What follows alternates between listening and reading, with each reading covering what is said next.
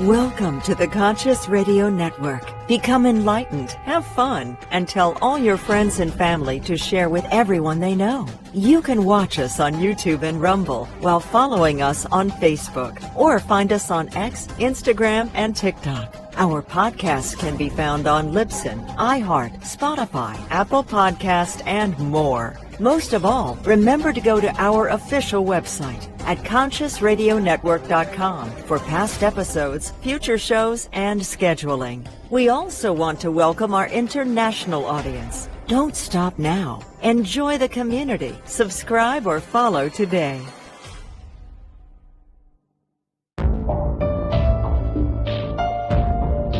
This is the Conscious Radio Network.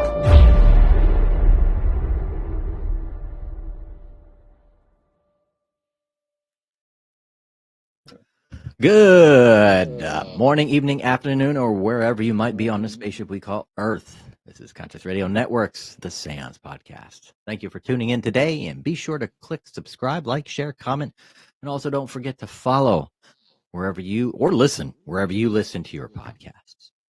Today, our guest is Dr. Albert Bramante, a talent agent, performance psychologist, and mind expert with over 20 years of experience helping high achievers break through mental roadblocks, with a PhD in psychology and certifications in hypnosis and NLP.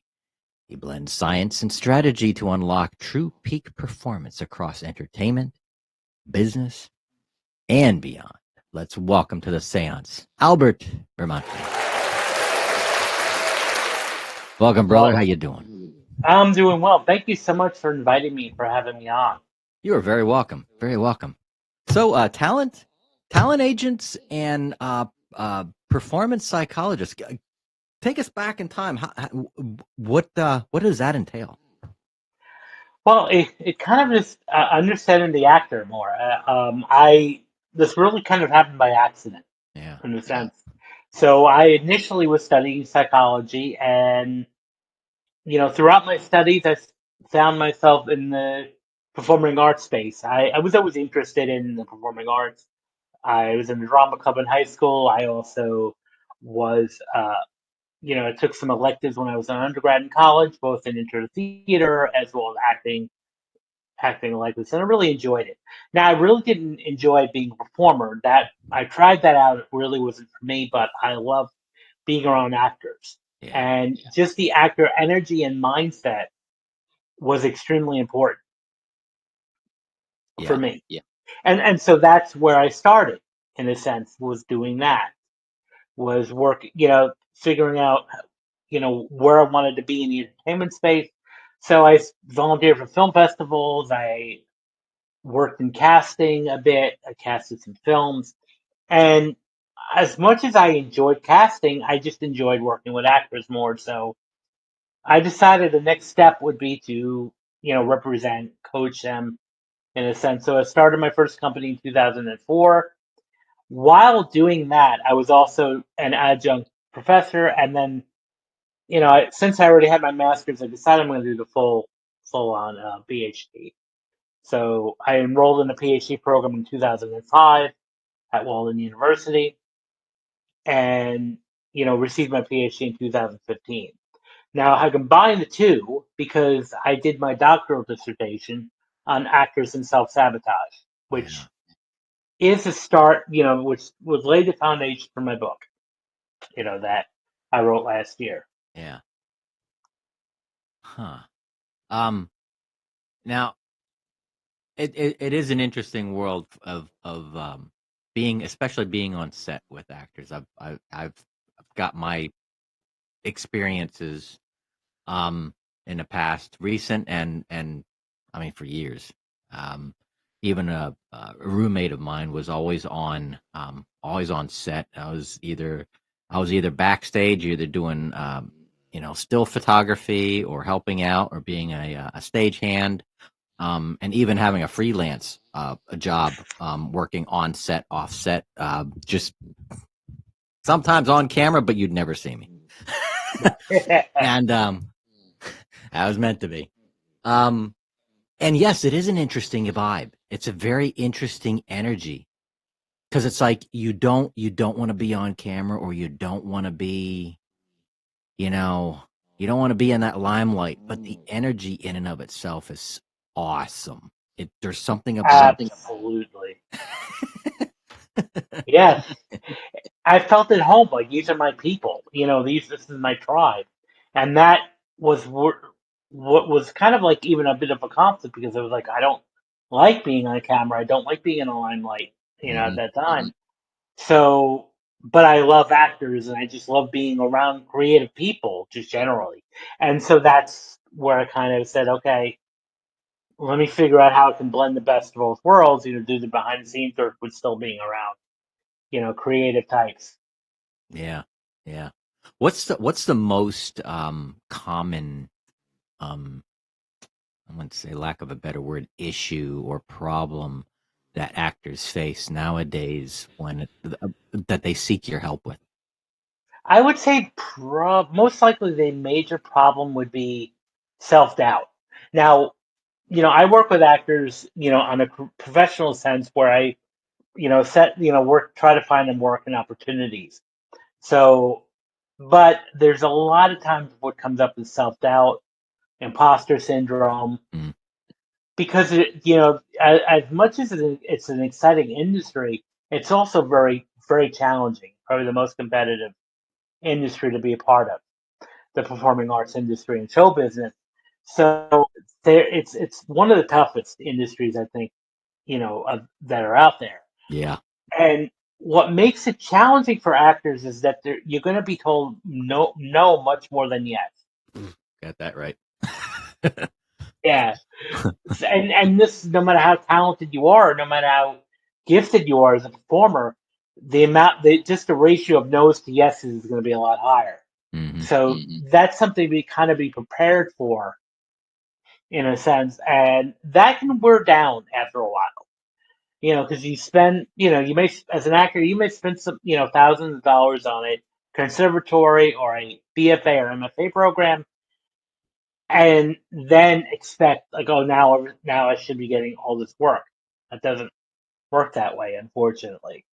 So there's a lot of that, self doubt that comes in when you don't get the jobs right away. Plus, this is not a 9 to 5 business. Hmm. So there's no stability there. It's a gig, economy, in a sense, we work in, that actors work in. So it's just gig to gig. And when Yeah, you can get those gigs, there's no guarantee. So it can take a while. It can take sometimes years. And I think as a performer, if you haven't worked in a year or possibly more than that, it's going to start to break you down. yeah, And then, yeah. and Do you then you get, Mhm. Go ahead? Go ahead. Well, I was going to say, you get well-intentioned family and friends who kind of like start hinting at you, when are you going to get a real job? Yeah, So that doesn't help. But I know where they're coming from, a good place, but it's unhelping. yeah, yeah. I remember expressing that when I was still a child. I was either going to be a singer. I want to be a singer. I want to be an actor. The very first thing out of my parents' mouth was, "Yeah, right." Yeah, you knew the doubt was there, and Yeah, that was the very first disappointment that I had, that I couldn't do it. Felt that I couldn't do it, and that carries with you. I mean, it sure does. psychologically, that carries with you.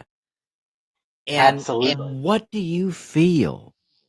What do you have to say to the um future parents out there, or the parents out there that are currently, have children that are expressing these, or might express these aspirations in their life, whether it's acting or not, of Well, of not of not squelching that type of dream? yeah.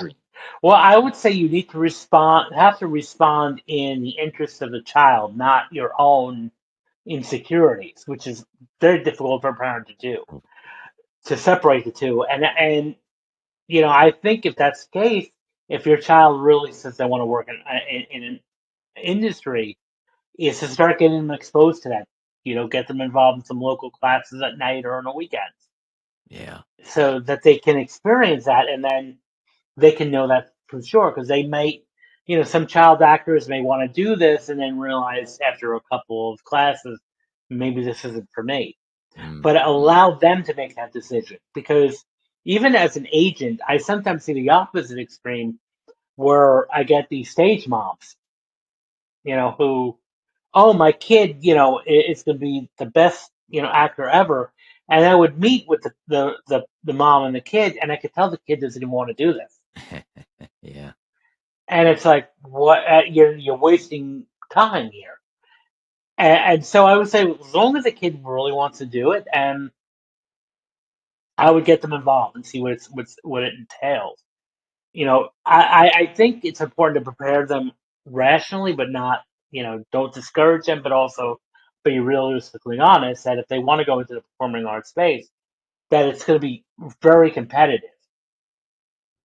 Yeah. And you should And know right away, if your child's interested in, in some of these extracurricular activities in high school, elementary school, from drama to music, that's the very telltale sign right there. Boom.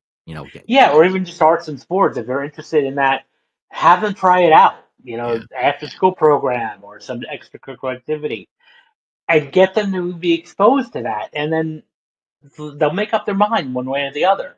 Whether a year after this is not for me or I want to continue doing it. The important thing is to try to be supportive as much as possible and not shoot the child down. Yeah. And even if the child starts struggling, then you can maybe have a conversation. Well, maybe because they're looking to do something else, or whatever. What do you need to improve your skill set with, Yeah. rather than shooting the child down? Mhm. And there's so many other industries too, aside from, the general motion picture. I mean, I Of still work course. in the entertainment industry. To protect my full-time job, I won't say who, but I work with the largest entertainment company in the world. And I've seen so many opportunities open up backstage. Yeah. There's so many moving things that are happening backstage that you don't have to be if you don't want to be an actor, or if it doesn't work out to you, look at other crafts that are in the field.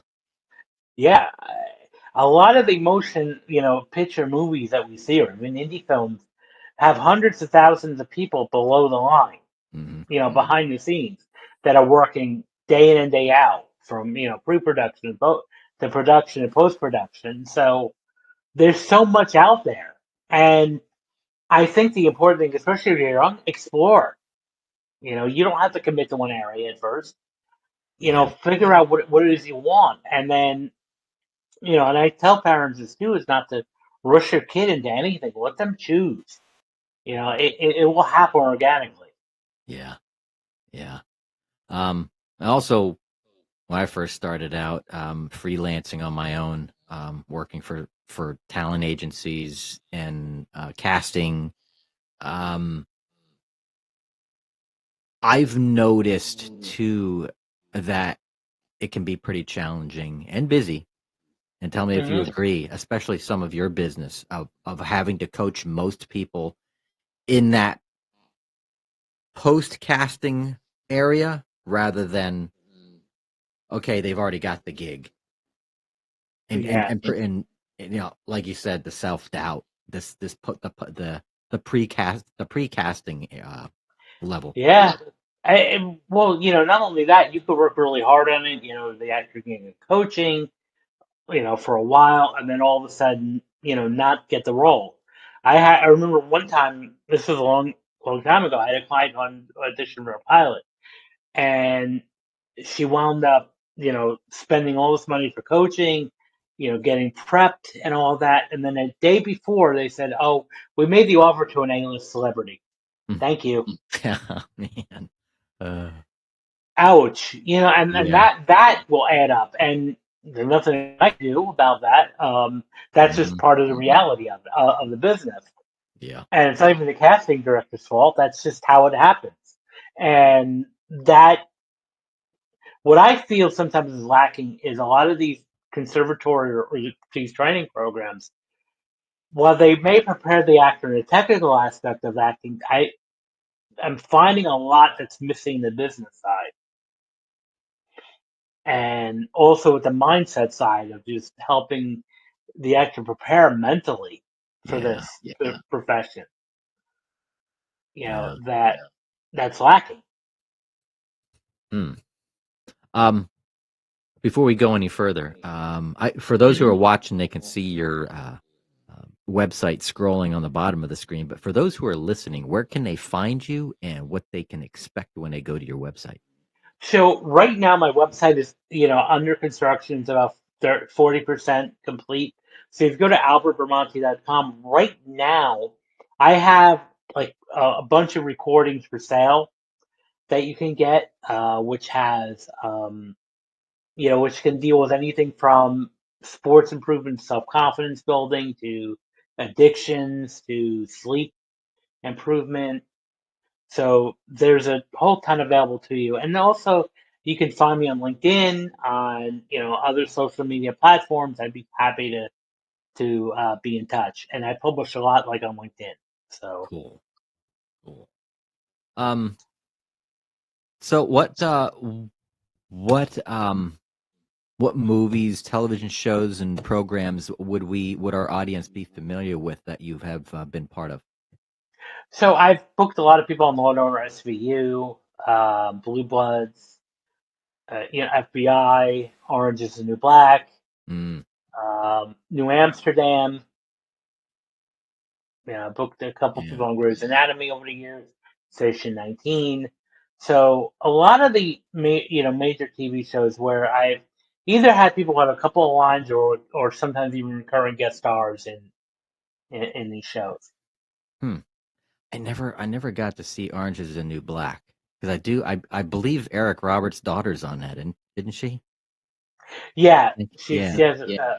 It's a really it's an interesting series, and I think it really paved the way for like Netflix.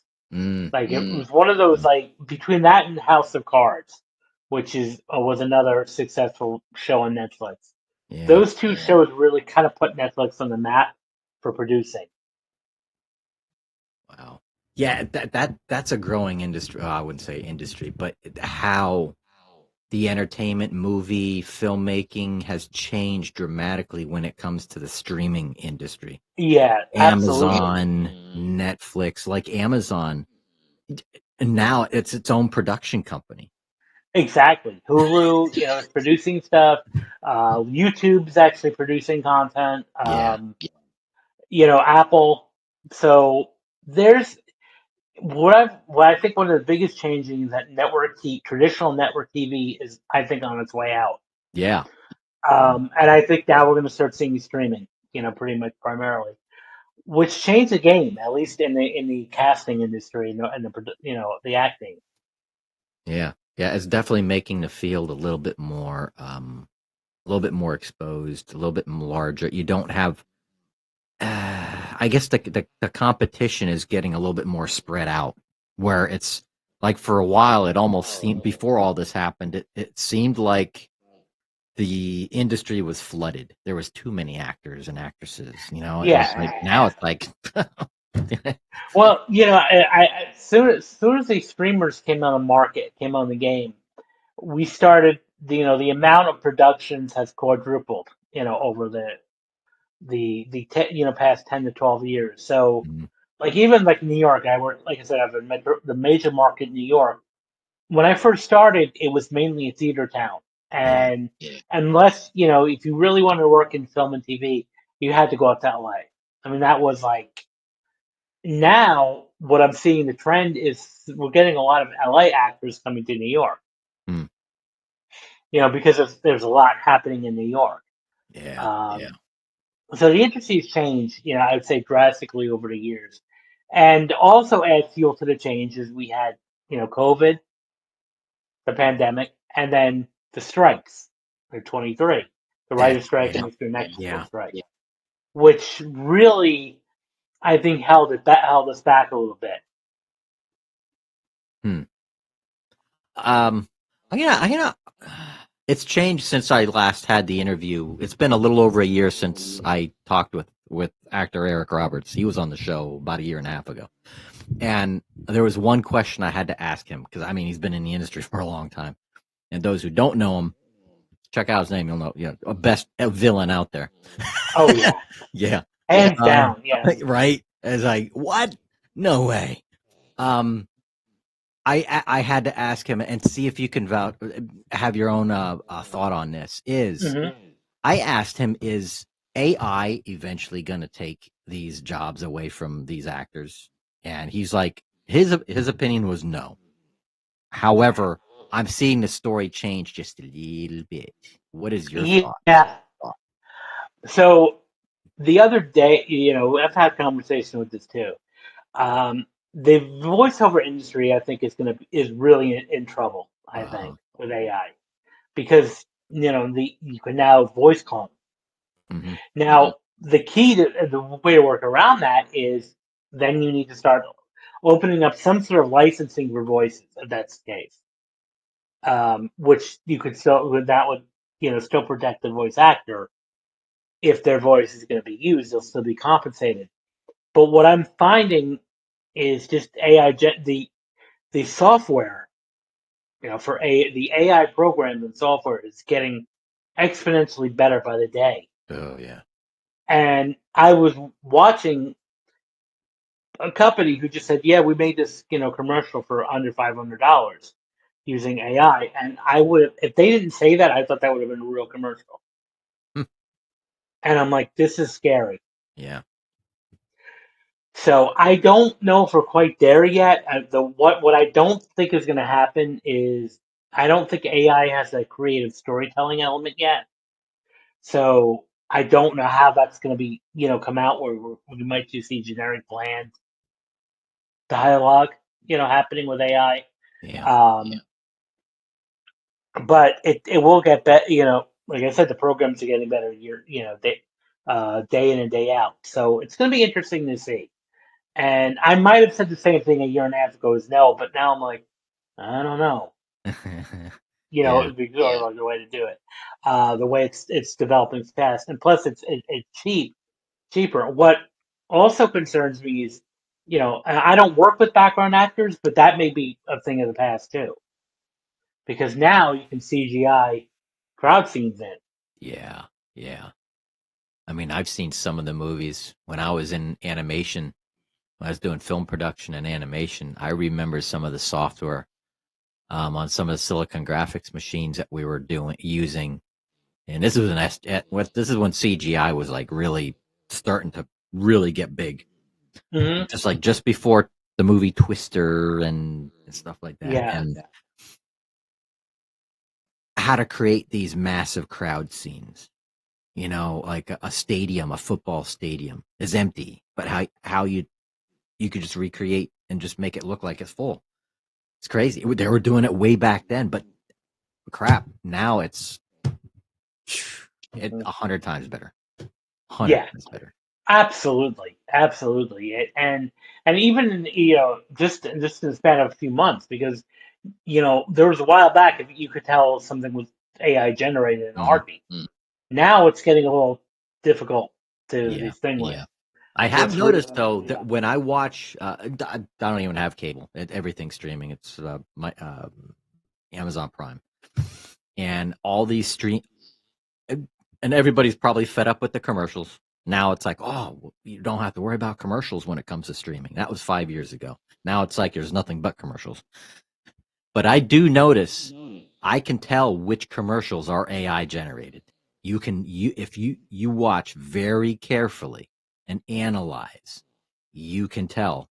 It may not be 100%, but you can tell by the acting, by either background or foreground, how much of it is actually computer generated. Yeah. So, yeah. But this is interesting times. I will say that. Yeah. Why do you see this why the high achievers struggle with success more than failure?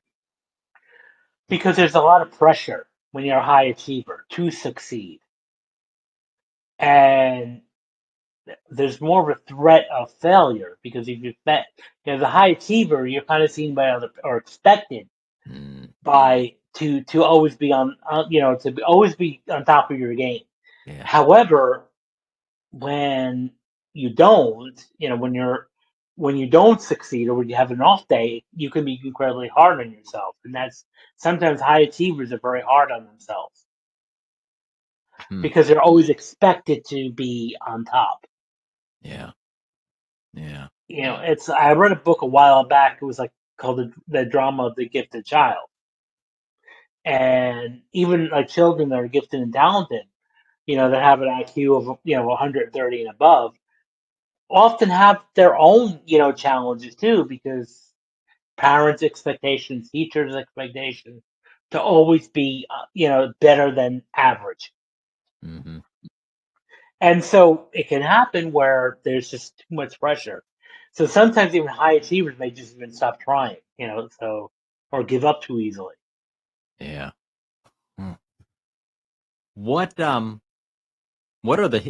you feel the hidden self-sabotage patterns that seem to keep us stuck? It's limiting beliefs is number Mm, one. I'm not perfect. I can't do this. Um, and especially when it comes to the actors, the one thing that's kind of romanticized is the starving artist. mm, And I think if you have that starving artist mentality, you then believe that everything is supposed to be challenging and tough, and that's going to hold you back. And when I did my work with self-sabotage, what I refer to is a lot of actors who would, you know, come up with excuses why they couldn't audition or no, blow off an audition. And when I was first starting out, I couldn't figure this out. Why this happening? Because many actors would have killed to have that audition, yeah. and yet they're not. These actors that did get them were nonchalantly blowing them off. Hmm. So I would say definitely those are some of the sabotaging things. Imposter syndrome comes up to where you feel like you're not worthy or that you're a fraud and that you're going to be found out. Hmm. So Yeah. And I don't know, I would think too, like the first thing that would come to mind, and I felt this too in working in with other actors and casting and stuff. And the very first thing that I felt, being an empath and stuff, is their self image. They I mean, obviously they wouldn't be in the field. They wouldn't be in that business if it wasn't for that self image, because that hmm is what you have to maintain. I mean, and of you course, really have to maintain it. Your hair, your grooming, your teeth, I mean, everything just got to be perfect. Just perfect. yeah, because your image is the product. Think about it. Yep. Uh, Yep. Now, the only exception would be like if you're a character actor. Like if you look at Steve Buscemi, for instance, Mm, you know, probably the most average guy, everyday guy. yeah. But in high demand because he's, he's a character actor. Yeah. Yeah. Yeah, it depends on what you get casted for, especially these A actors, and some of them out there that you just they've kind of like disappeared. It's like, all right, they find Well, another business to get into, or yeah, it's like the lifestyle of an actor. One minute you can be really hot, next minute obscurity, and that can be challenging too.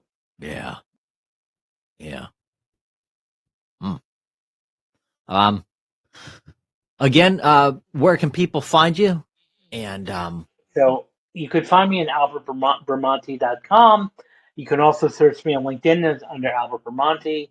I will definitely, would love to add, I'll add you to my network.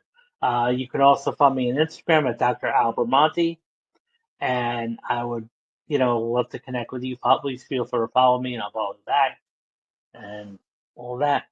Yeah, yeah. Especially for those who are interested in getting in any type of performance, Absolutely, yeah. performance, career, job, and stuff. You want to improve yourself. You want to improve yourself. What you think about yourself. Especially. What do you feel is one thing that that people can what a good takeaway for our audience would be today to leave them with words of wisdom? So I would say, really two things are hand in hand. There's no such thing as failure, only feedback would be number one. So, take failure and use it as a stepping stone for success. Mm, And then the second thing is there's no such thing as rejection. It's just a simple message that your services are not needed today. yeah, yeah. I also felt that we got to look at failure as not failure. We have to look at it as it's not the right time. Exactly. Everything is based, success is based on timing. hmm And that if you think that you failed, it's not necessarily a failure. It wasn't the right time, or you Exactly. just didn't attack it correctly, and it wasn't the right time. So Right. things are I feel things happen for a reason at the right time. They absolutely do, and it will. And I think you just have to keep getting back up. Again, no matter how many times that you may get set back, you just got to get back up again. Yeah, yeah, definitely. Oof. Albert, thank you, brother. Thank you for your All right. service Well, too. Is in the field too. It's thank you. it's a crazy business, and It sure we is. need Yeah. people like you. We need people because there's a lot of actors out there that you feel that they don't know who to go to. They don't know who to reach out to for help, or hmm and it's like they may have coaches, Yeah. but there's really no talent agency or something like a talent agent they're right there to just get them work, not to coach them and get them Of in, course, of course. And helping them out. some agencies you may not have any communication with, except Mm. here's the audition and good luck. Yeah, yeah. Here's a place and time for you to show up. Here you go. Boom. You're off. You're Yeah. on your own. Of course.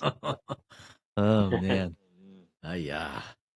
Albert, again, thank you very much, brother. Thank you very much. Well, thank you again. Thank you for having me. You're very welcome. And welcome back on the show anytime. If you Of course. Cool. Awesome. All righty. Thank you everybody for watching Conscious Thank- Radio Network's The Seance Podcast. And we will see you next time.